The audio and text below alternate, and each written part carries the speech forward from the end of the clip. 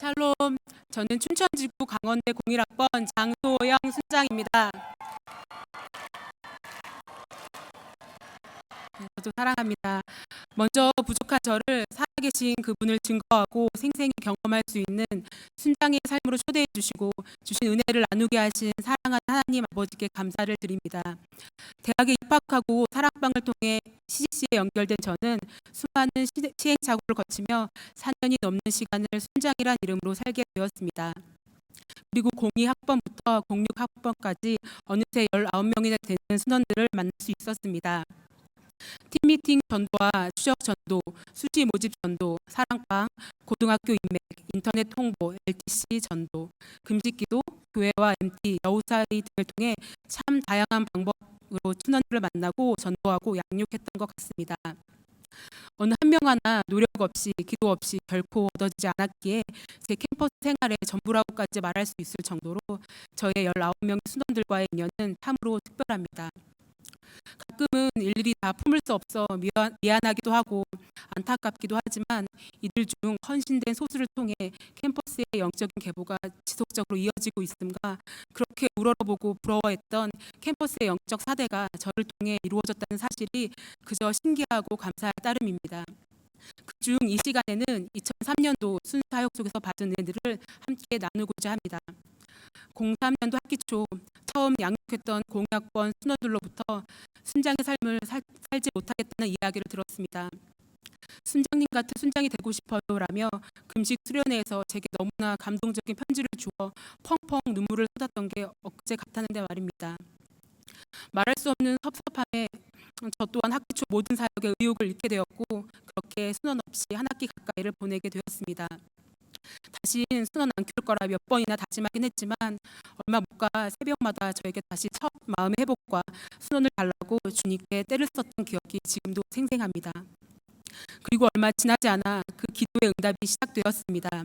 몇 년 만에 참석한 과 MT, 술 안 마시면 적응 못하는 분위기 속에서 어떻게 이 시간을 보내야 할지 고민하던 제 눈에 몇몇 1학년 아이들의 방황하는 모습이 비춰졌습니다. 때는 이때다 하는 마음으로 그 아이들에게 다가가서 여러 게임으로 밤새 친해지며 대학 생활과 인생에 대해 함께 고민하는 시간도 가졌습니다.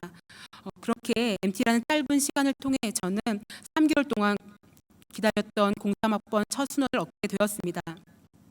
어느덧 2학기가 되었고 순원 욕심이 많았던 저는 한 명만으로는 부족하다며 새로운 순원을 만나고 싶다고 주님께 또다시 매달렸습니다.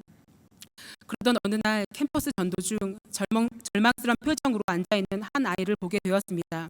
그냥 지나가려는데 자꾸 가서 전하라는 마음을 주셔서 용기를 내어 말을 걸고 복음을 전했습니다. 저의 얘기를 다 듣고 난 후 그 아이가 한 말은 지금도 잊을 수가 없습니다. 정말 죽고 싶을 정도로 힘들어 누가 다가와 주기를 바랬는데 하나님이 언니를 천사로 보내주셔서 저를 구원해 주신 것 같아요 라고 말입니다. 수많은 사람을 전도해보고 만나봤지만 이런 반응은 처음이었습니다. 자연스럽게 제 순원이 된 자영이와의 순모임을 통해 하나님께서는 많은 상처로 쓰러지기 일보 직전이었던 한 영혼이 밝고 아름답게 변하는 모습을 보게 해주셨습니다. 마지막으로 제 생애 순원을 위해 가장 많이 금식하게 했던 지영이는 잦은 연락 두절로 저를 지칠 대로 지치게 했던 아이였습니다.